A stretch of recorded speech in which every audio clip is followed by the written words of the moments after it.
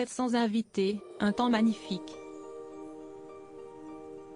Le 19 juin 2010 à la cathédrale de Stockholm, Victoria de Suède a dit oui à Daniel Westlund, son ancien professeur de sport.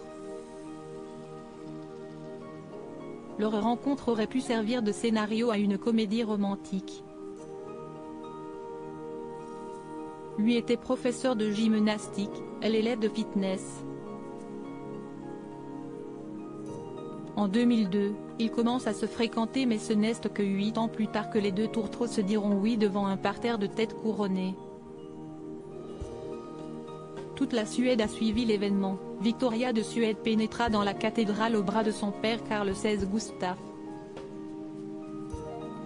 Pour sa robe, elle avait choisi sans surprise un créateur suédois, par Engskeden.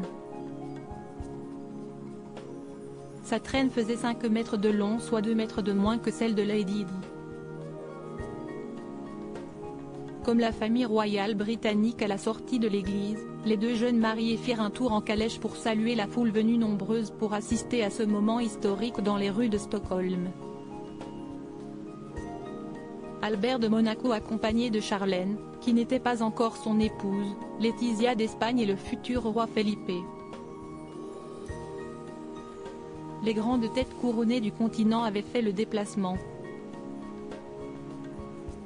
Cet événement marquera d'ailleurs la première sortie officielle du futur couple princier monégasque.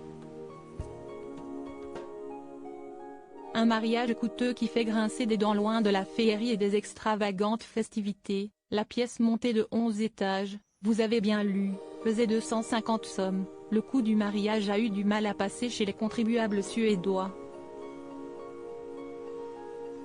Le mariage de l'héritière au trône a coûté plus de 10 millions d'euros, 100 millions de couronnés, la monnaie locale, mais seul 10% de cette somme a été payée par le roi, qui a demandé une rallonge à l'État. L'indignation atteignit même à l'époque le domaine politique, la gauche du pays s'indignant d'une telle dépense. De l'eau au moulin des abolitionnistes. Loin des polémiques très terre à terre, les deux jeunes mariés s'envolèrent au milieu de la nuit, direction Bora Bora, pour profiter d'une très belle lune de miel, à leurs frais, on imagine.